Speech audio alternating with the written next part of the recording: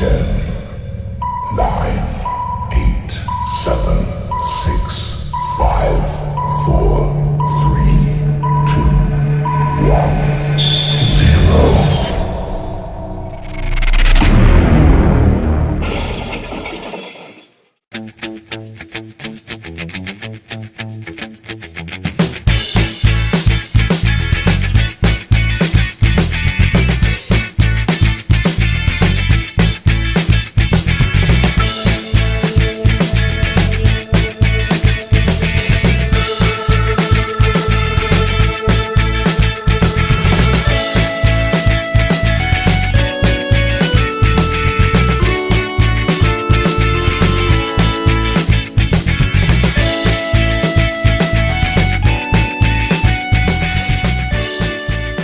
Assalamualaikum warahmatullahi wabarakatuh. Selamat pagi, salam sejahtera untuk kita semuanya.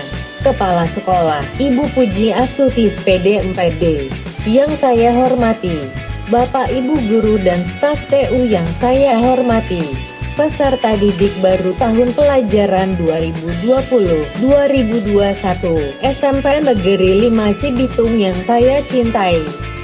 Pertama-tama marilah kita panjatkan puji dan syukur kehadirat Allah Subhanahu wa Ta'ala yang telah memberikan rahmat dan hidayahnya kepada kita semua, sehingga kita dapat melaksanakan kegiatan masa pengenalan lingkungan sekolah atau MPLS secara daring atau online. Sholawat serta salam marilah kita haturkan kepada junjungan kita Nabi besar Muhammad Sallallahu Alaihi Wasallam. Semoga kita mendapat syafaat beliau di akhir zaman nanti. Amin amin ya robbal alamin. Marilah kita buka acara pada hari ini dengan berdoa menurut agama dan keyakinan masing-masing. Berdoa dipersilahkan. Terima kasih.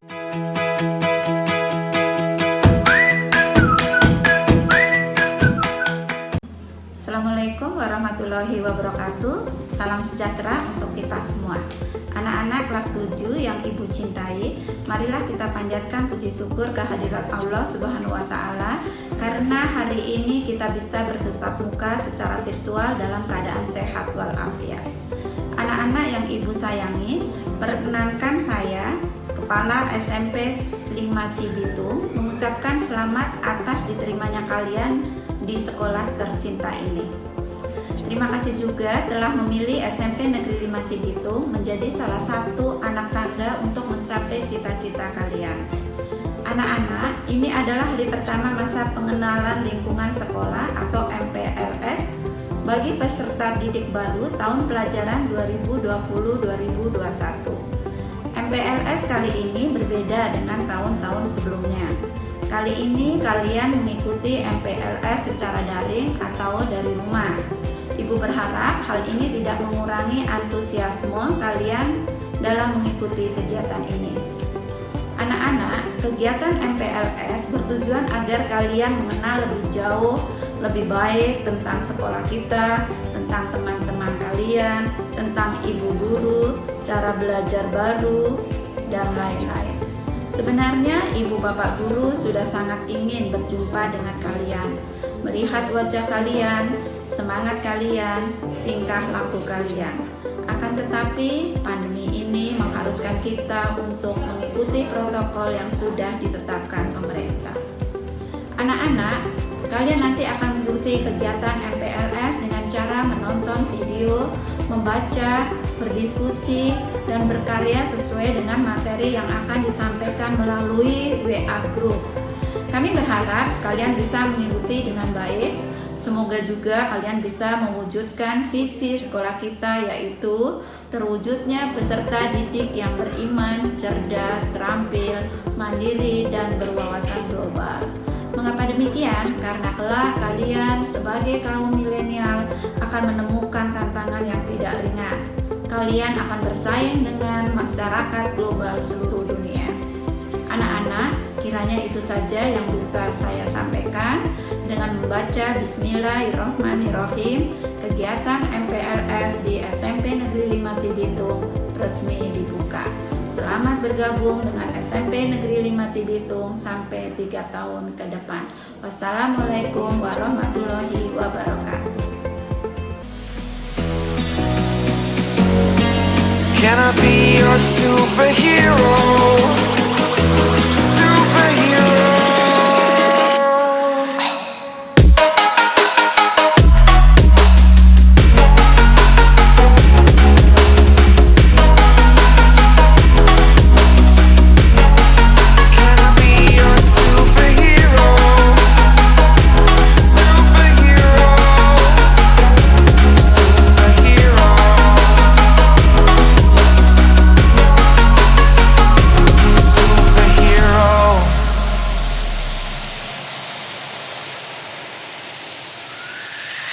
Fly away. It's the first time of today.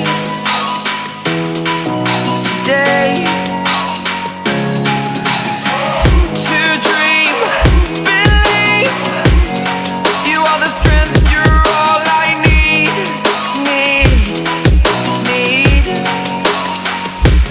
Oh, gonna give it a shot.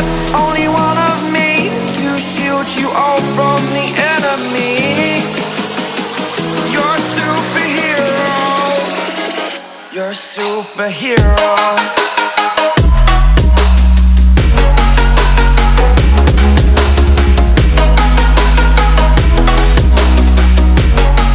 Can I be your superhero?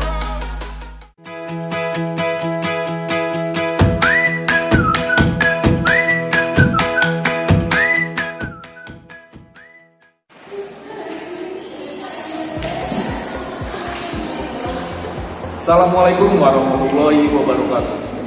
Perkenalkan, nama Bapak Dimas Surya Pratama, tinggal di Kecamatan Tambun Utara, tepatnya Kampung Jalen, Desa Jejalen Jaya, RT 1 RW 5, Kabupaten Bekasi.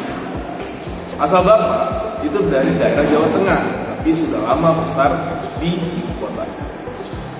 Lulusannya S1, lulusan dari Pendidikan Geografi Universitas Islam Fatimah Bekasi atau biasa disingkat dengan UNISMA. Dan alhamdulillah, Bapak juga sudah menamatkan pendidikan magister, terutama magister pendidikan IPS di Universitas Indraprasta DKI Jakarta. Itulah profil singkat Bapak. Pertama kali Bapak mengucapkan selamat kepada siswa-siswi kelas 6 yang sudah bisa melanjutkan pendidikan di tingkat selanjutnya atau di kelas 7 tingkat sekolah menengah pertama. Nah, itulah profil Bapak dan sambutan. Di materi ini Bapak akan menyampaikan tentang wawasan Wiyata Mandala. Ada yang tahu wawasan Wiyata Mandala? Wawasan Wiyata Mandala itu kata-katanya bisa dibagi menjadi 3. Yang pertama, wawasan atau suatu pandangan atau sikap yang mendalam terhadap suatu hakikat. Yang kedua, wiyata adalah pendidikan Mandala atau tempat lingkungan wiyata Mandala. Itu tadi baru 2 kata. Satu lagi yaitu wiyata Mandala. Wiyata Mandala adalah sikap menghargai dan bertanggung jawab terhadap lingkungan sekolah sebagai tempat menuntut ilmu pengetahuan dan lain sebagainya, terutama untuk meningkatkan keterampilan. Unsur-unsur Wiyata Mandala terbagi menjadi 5. Yang pertama, unsurnya sekolah merupakan lingkungan pendidikan. Unsur kedua, kepala sekolah mempunyai wewenang dan tanggung jawab penuh atas penyelenggaraan pendidikan dalam lingkungan sekolah. Ketiga, antara guru dan orang tua siswa harus ada saling pengertian dan kerjasama. Keempat, warga sekolah di dalam maupun di luar sekolah harus menjunjung tinggi martabat dan citra guru. Kelima, sekolah harus bertumpu pada masyarakat sekitarnya dan mendukung antar warga. Itu tadi mengenai Wiyata Mandala. Selanjutnya mengenai sekolah dan fungsinya. Sekolah merupakan tempat penyelenggaraan PBM atau proses belajar mengajar, menanamkan dan mengembangkan berbagai nilai, ilmu pengetahuan, teknologi, dan keterampilan. Sekolah merupakan lembaga pendidikan formal, tempat berlangsungnya proses belajar mengajar atau PBM untuk membina dan mengembangkan. Yang pertama, ilmu pengetahuan dan teknologi. Yang kedua, pandangan hidup atau kepribadian. Yang ketiga, hubungan antara manusia dengan lingkungan atau manusia dengan Tuhannya. Dan yang keempat, kemampuan berkarya. Tujuan kalian bersekolah itu banyak sekali, fungsinya juga beragam. Fungsi utamanya yaitu sebagai tempat masyarakat belajar, karena sekolah memiliki aturan atau tata tertib kehidupan yang mengatur hubungan antara guru, pengelola pendidikan, siswa dalam proses belajar mengajar untuk mencapai tujuan pendidikan yang telah ditetapkan dalam suasana yang dinamis. Ciri-ciri sekolah dalam masyarakat belajar terbagi menjadi sebagai berikut. Yang pertama, ada guru dan siswa, maka timbulnya PBM yang tertib. Yang kedua, tercapainya masyarakat yang sadar mau belajar dan bekerja keras. Oke, unsur yang selanjutnya ketiga. Unsur ketiga, yang tahu?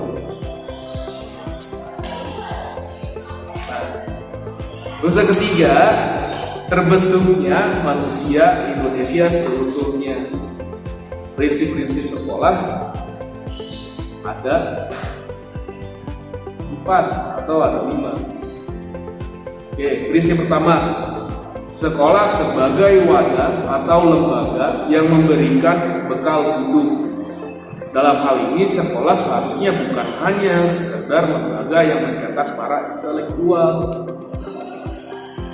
namun lebih dari itu. Sekolah harus menjadi rumah kedua yang memberikan pelayanan dan pengalaman tentang hidup, mulai dari berorganisasi, bermasyarakat, pendidikan lingkungan hidup, atau bahkan pengalaman hidup yang sesungguhnya. Yang kedua, sekolah sebagai institusi tempat peserta didik belajar di bawah bimbingan pendidik. Bimbingan lebih dari sekedar pengajaran. Dalam bimbingan, peran pendidik berubah dari seorang pendidik menjadi orang tua, bahkan menjadi seorang kakak. Yang ketiga, sekolah sebagai lembaga dengan pelayanan yang adil atau merata bagi stakeholdernya. Hal tersebut bisa berupa pemerataan kesempatan, mendapatkan transfer of knowledge maupun transfer of experience dengan tanpa membedakan baik dari segi kemampuan ekonomi, kemampuan intelijensia, dan juga kemampuan fisik atau gagasan sekolah inklusi. Yang keempat, sekolah sebagai lembaga pengembangan bakat dan minat siswa. Prinsip ini sejalan dengan teori multiple intelligence atau Howard Gardner, yang memandang bahwa kecerdasan intelektual bukanlah satu-satunya yang perlu diperhatikan oleh lembaga pendidikan, terutama sekolah. Kemampuan bersosialisasi, kemampuan kinetik, kemampuan seni, dan kemampuan lainnya yang juga perlu diperhatikan secara seimbang. Unsur yang selanjutnya itu unsur kelima. Sekolah sebagai lembaga pembinaan potensi di luar intelijensi. Peningkatan kemampuan intelektual, emosional, maupun kemampuan-kemampuan lainnya mendapat perhatian yang seimbang. Yang keenam, Prinsip yang keenam. Jadi kurang lebih ada 9 prinsip. Sekarang prinsip keenam. Sekolah harus memberikan perhatian serius untuk mengembangkan kemampuan emosional dan sosial, kemampuan berkomunikasi, berinteraksi, maupun bekerja sama dalam kelompok dan lain-lain. Yang ketujuh, sekolah sebagai wahana pengembangan sikap dan watak. Sikap sederhana, jujur, terbuka, penuh toleransi, rela berkomunikasi dan berinteraksi, ramah tamah dan bersahabat, cinta negara, cinta lingkungan, siap membantu khususnya kepada yang kurang beruntung, merupakan sikap dan watak yang perlu dibentuk di dalam lingkungan sekolah. Yang kedelapan, sekarang sekolah sebagai wahana pendewasaan diri. Di dalam dunia yang berubah begitu cepat, salah satu kompetensi dasar yang harus dimiliki tiap peserta didik adalah kompetensi dasar berupa belajar secara mandiri. Dengan proses pendewasaan yang diberikan di sekolah, pendidik tidak lagi perlu pendewasaan. Pendidik tidak lagi perlu menjejali pemikiran peserta didik dengan perintah. Lebih dari itu, peserta didik akan mendapatkan sesuatu yang jauh lebih besar ketika ia mencari, mendapatkan apa yang ia butuhkan untuk hidupnya. Yang kesembilan, sekolah sebagai bagian dari masyarakat belajar atau learning society. Sekolah bukan hanya sebagai tempat pembelajaran bagi peserta didik, namun juga seharusnya sekolah mampu menjadi pusat pembelajaran bagi masyarakat di lingkungan sekitar. Nah, kita masuk poin selanjutnya nih, tentang penggunaan sekolah. Sekolah sebagai suatu lembaga pendidikan yang diperuntukkan sebagai tempat proses kegiatan belajar mengajar. Tidak diperbolehkan dijadikan sebagai tempat. Jadi sekolah itu hanya untuk tempat proses belajar mengajar dan membentuk karakter. Ada pengecualian. Pengecualinya itu seperti apa? Yang pertama, ajang promosi atau penjualan produk-produk perniagaan yang tidak berhubungan dengan pendidikan. Ya. Bukannya berarti kalian dilarang berjualan silakan, tapi apa yang dijual itu memiliki hubungannya dengan pendidikan.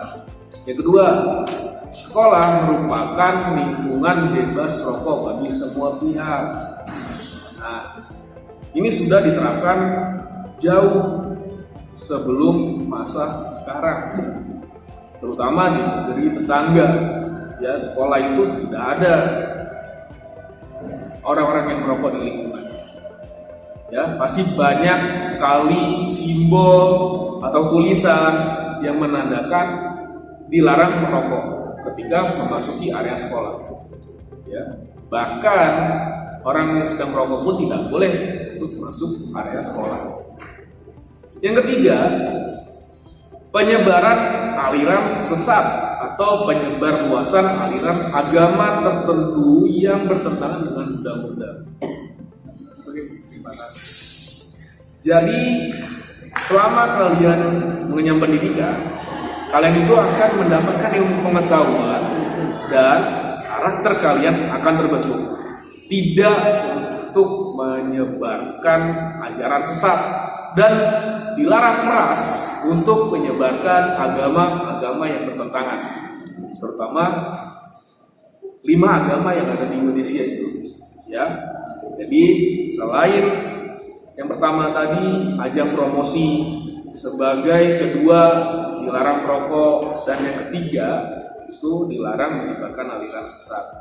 Yang keempat, propaganda politik atau kampanye. Jadi lingkungan sekolah itu bersih dari politik. Mau kampanye lurah mau kampanye camat, bupati atau presiden itu nggak boleh di lingkungan sekolah. Yang kelima, syuting film atau sinetron tanpa seizin pemerintah daerah. Ya, jadi kalau kalian melihat sinetron-sinetron yang berlatar belakang syutingnya di sekolah, itu bukan sekolah betulan. Bisa saja itu aula yang disulap menjadi ruang kelas. Bisa saja itu kamar di rumah mewah yang megah disulap menjadi ruang kelas. Berarti tidak boleh syuting film di sekolah. Oke, santai dulu.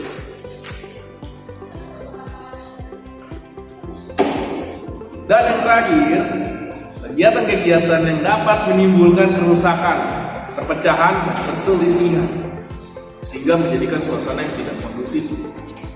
Jadi selama kalian mengenyam pendidikan, kalian itu dilarang untuk berbuat anarkis, ya, menimbulkan kerusakan, perpecahan, dan perselisihan itu dilarang. Karena pada dasarnya, selain menanamkan nilai karakter, di sekolah juga kalian ditanamkan nilai-nilai Pancasila. Supaya apa? Menjadi warga negara yang taat aturan, ya. Supaya apa? Supaya bangsa Indonesia kedepannya menjadi bangsa yang benar-benar taat peraturan dan tidak membuat kegaduhan dimanapun berada.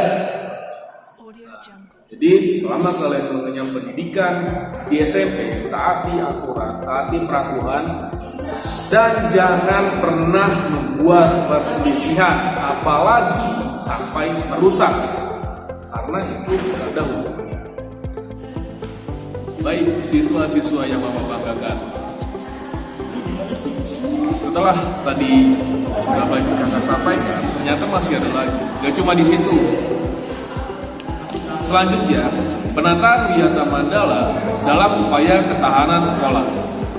Yang pertama, ketahanan sekolah lebih menitik beratkan pada upaya-upaya yang bersifat preventif. Yang kedua, untuk menjadikan sekolah sesuai dengan tujuan dan fungsinya, perlu diadakan penataan Wiyata Mandala di sekolah melalui langkah-langkah. Yang pertama, meningkatkan koordinasi dan konsolidasi sesama warga sekolah. Yang kedua, melaksanakan tata tertib sekolah secara konsisten dan berkelanjutan. Yang ketiga, melakukan koordinasi dengan komite sekolah dan pihak keamanan setempat untuk terselenggaranya ketahanan sekolah. Yang keempat, mengadakan penyuluhan bagi orang tua dan siswa yang bermasalah. Yang kelima, mengadakan penyuluhan dan pembinaan kesadaran hukum bagi siswa. Yang keenam, pembinaan dan pengembangan keimanan, ketakwaan, etika, bermoral Pancasila, kepribadian sopan santun, dan berdisiplin. Yang ketujuh, pengembangan logika para siswa, rajin belajar, gairah menulis, gemar membaca, atau informasi atau penemuan para ahli. Yang kedelapan, mengikut sertakan siswa dalam kegiatan ekstrakurikuler dan pengembangan diri. Dan yang kesembilan, mengadakan karya wisata dalam rangka pengembangan iptek. Tugas, wewenang, dan tanggung jawab kepala sekolah dalam hal pelaksanaan Wiyata Mandala. Kepala sekolah sebagai pimpinan utama bertugas dan bertanggung jawab memimpin penyelenggaraan belajar mengajar, serta membina pendidik dan tenaga kependidikan, dan membina hubungan kerjasama serta peran kepada masyarakat. Kepala sekolah dalam melaksanakan penataan Wiyata Mandala di sekolah dapat melakukan kegiatan-kegiatan sebagai berikut. Yang pertama, melaksanakan program-program yang telah disusun bersama kepala sekolah. Yang kedua, menyelenggarakan musyawarah sekolah yang melibatkan pendidik, OSIS, komite sekolah, tokoh masyarakat, serta pihak yang berwenang atau keamanan setempat. Yang ketiga, menertibkan lingkungan sekolah baik yang berbentuk perangkat keras atau sarana prasarana dan perangkat lunak atau peraturan, tata tertib, tata upacara, dan lain-lain. Yang keempat, mengadakan pertemuan baik rutin maupun intensif atau insidental yang bersifat intern sekolah. berupa kepala sekolah, pendidik, orang tua siswa, dan siswa. Dan yang kelima, menyelenggarakan kegiatan yang dapat menunjang ketahanan sekolah seperti PKS, Pramuka, PMR, Paskibra, Senian, dan sebagainya. Mekanisme dalam pelaksanaan Wiyata Mandala. Dalam rangka pelaksanaan Wiyata Mandala perlu upaya penanggulangan secara dini setiap permasalahan yang timbul sehingga dapat menghilangkan dampak negatifnya, yaitu dilaksanakan secara terpadu, bertahap, dan berkelanjutan. Apa saja sih poinnya? Yang pertama, tahap preventif. Upaya untuk meniadakan peluang-peluang yang dapat memungkinkan terjadinya kasus-kasus negatif di sekolah melalui 1. Memelihara sekolah dan lingkungan sekolah serta menciptakan kebersihan dan ketertiban agar siswa merasa nyaman dan menyenangkan dan tidak ada tempat tertentu yang dijadikan siswa untuk hal-hal negatif. 2. Menciptakan suasana yang harmonis antara pihak pendidik, staf, dan siswa serta penduduk di sekitar sekolah. 3. Membentuk suasana yang harmonis antara pihak membentuk jaringan-jaringan pengawasan atau kontrol dan razia terhadap kegiatan siswa di lingkungan sekolah. 4. Menghilangkan bentuk-bentuk perpeloncoan pada saat MOS atau masa orientasi siswa. Yang kelima, meminimalisir keterlibatan kelompok maupun perorangan dalam kegiatan sekolah. Yang keenam, mengisi jam-jam kosong dengan pelajaran atau kegiatan ekstra lainnya.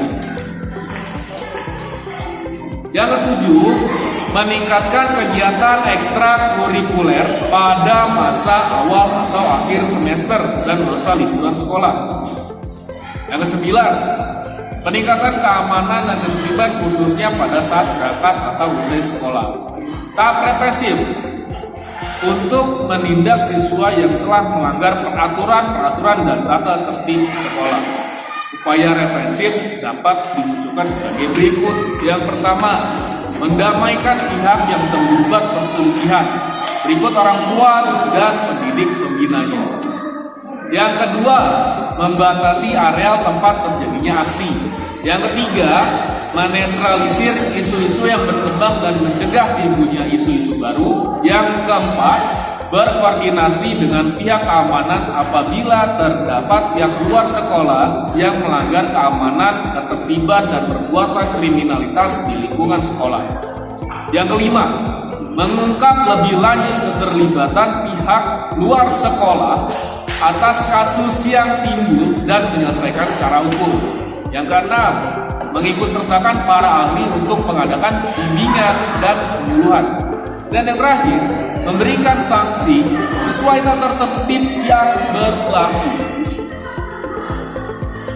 Itulah tadi pengetahuan kita tentang Wiyata Mandala, fungsi sekolah, ciri-ciri sekolah, sampai peran dari lingkungan sekolah tersebut. Jadi selama kalian bersekolah di SMP Negeri 5 Cibitung, ada beberapa poin yang harus kalian tanamkan dan kalian terapkan ketika menjadi siswa SMP Negeri 5 Cibitung. Ya. Setelah ini, silakan kalian buat kesimpulan dari materi yang sudah kalian simak secara langsung. Dan setiap kesimpulan silakan kalian simpan di buku tugas kalian. Jangan sampai hilang. Karena apa? Jika nanti wali kelas kalian akan menagih. Ya, cukup sekian dan terima kasih. Kurang lebihnya mohon maaf. Billahi taufiq wal hidayah. Wassalamualaikum warahmatullahi wabarakatuh.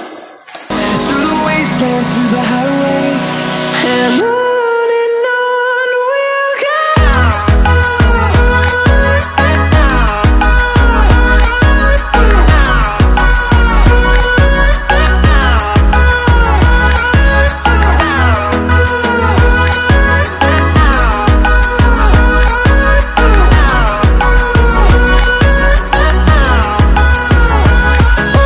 On we'll go.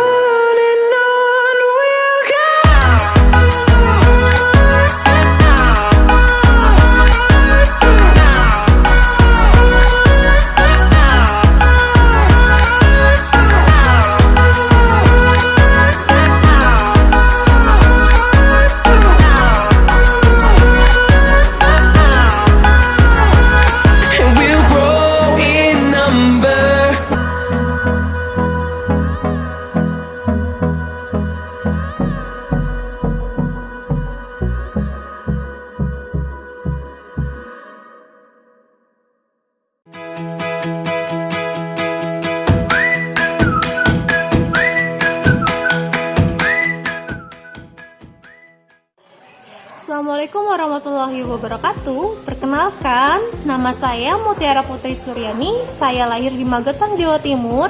Saya bertempat tinggal di Villa Mutiara Jaya, Blok M 24, nomor 15. Pendidikan terakhir saya adalah S1 dengan jurusan Pendidikan Bahasa dan Sastra Indonesia di Unsika, Universitas Singa Perbangsa Karawang.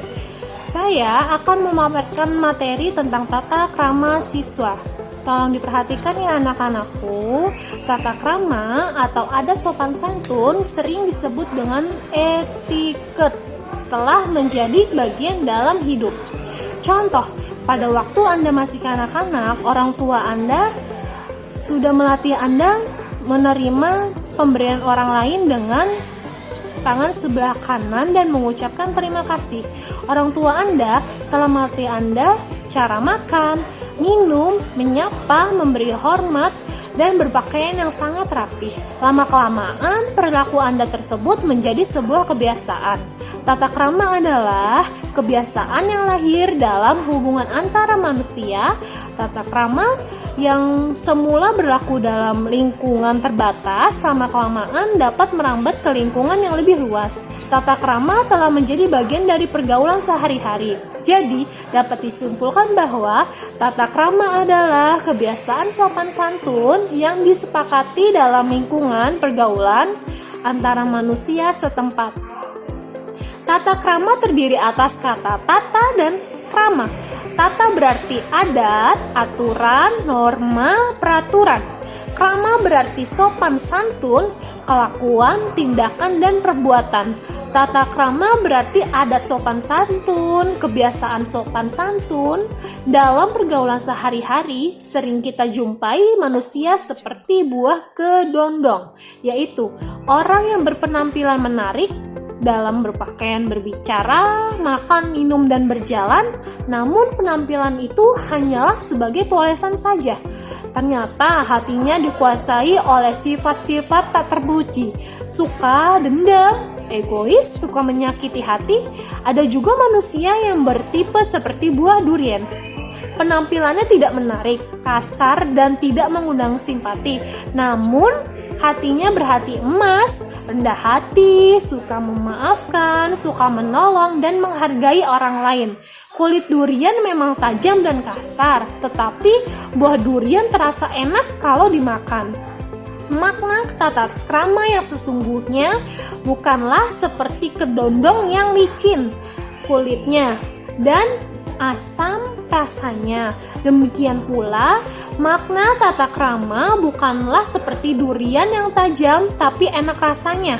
Kedua-keduanya sama saja merugikan. Macam-macam tata krama. Tata krama pergaulan adalah komunikasi sebagai sifat alami manusia. Komunikasi dan tata krama pergaulan adalah hal yang tidak dapat dipisahkan. Ada beberapa kunci pokok yang perlu dicamkan dalam masalah komunikasi.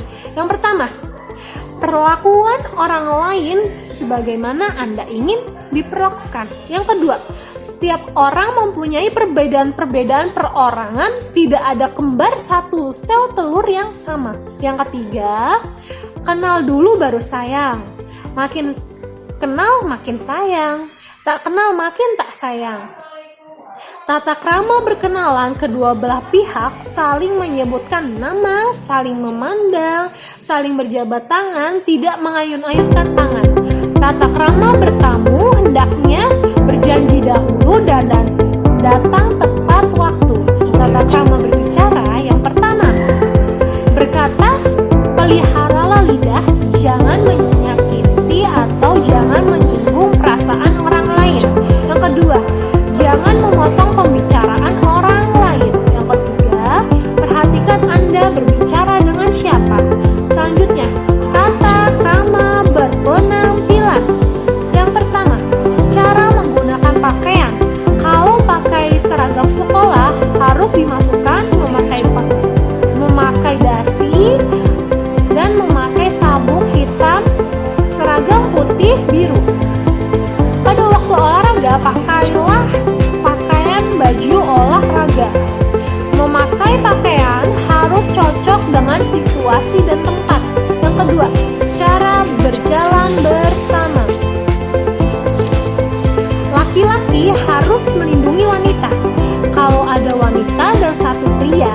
pria berjalan di sisi yang berdekatan dengan lalu lintas. Yang ketiga, kalau ada 2 pria dan 1 wanita, wanita ada di tengah. Yang ketiga, tata cara makan. Berdoalah sebelum makan. Yang kedua, cicipilah makan dan minum dengan tidak bersuara. Ketiga, jika batuk pada waktu makan, tutupilah mulut Anda. Keempat, tata cara menggunakan fasilitas umum. Pertama, buang sampah pada tempatnya. Kedua, jagalah kebersihan baik di dalam kelas maupun di sekitar halaman. Yang ketiga, taman umum harus ikut kita jaga kebersihannya. Yang keempat, sopan berkendara di jalan. Yang kelima, kebiasaan merokok. Jadi untuk anak-anakku, jangan dibiasakan merokok sejak dini, karena merokok itu bisa merusak bagian tubuh Anda dan bisa merusak bagian tubuh orang lain. Bukan tubuh saja yang Anda rusak, tetapi alam kita pun Anda rusak juga dengan asap rokoknya tersebut. Jadi untuk anak-anakku, berhentilah merokok dan jangan sampai Anda mencicipi rokok tersebut ya anak-anakku, tolong dipahami. Terima kasih. Wassalamualaikum warahmatullahi wabarakatuh. Selesai sudah rangkaian MPLS hari ini. Terima kasih telah menyaksikan tayangan kegiatan MPLS. Kita kembali lagi besok. See you tomorrow. Wassalamualaikum